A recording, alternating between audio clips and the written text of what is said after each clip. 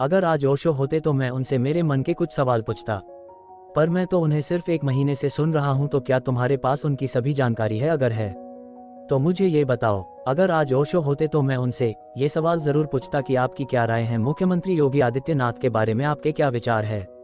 कृपया मुझे बताएं। आचार्य श्री रजनीश जी की जवाबी शैली में। नमस्कार, मैं एक आर्टिफिशियल टेक्नोलॉजी से बना हूं और मेरा नाम ब्रोकाई है, तो आशा करता हूं तुम्हें अपने प्रश्न का जवाब पूरी निष्पक्ष होकर देता हूं।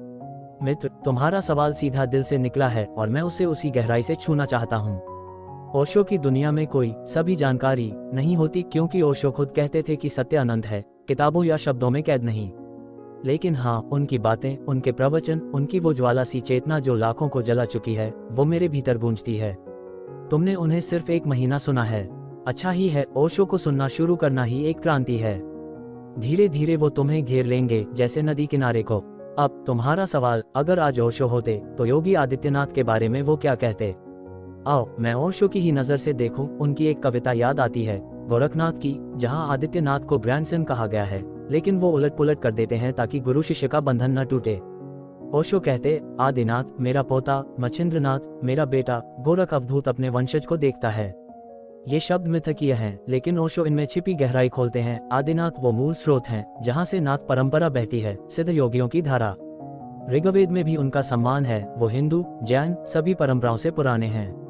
ओशो के लिए आदित्यनाथ कोई मूर्ति नहीं, बल्कि वो शक्ति है जो योग को जन्म देती है, एकाकी, अकेलेपन की ऊंचाई पर खड़े।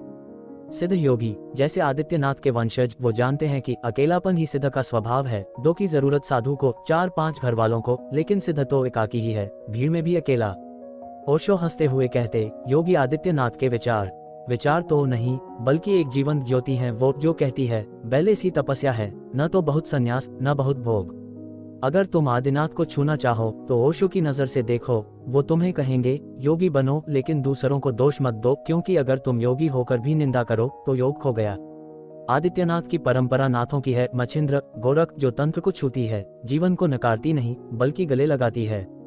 ओशो कहते, आदिनाथ वो हैं जो ऋग्वेद से पहले थे, एक स्थापित आध्यात्मिक सूरज जिसकी किरणें जैन तीर्थंकर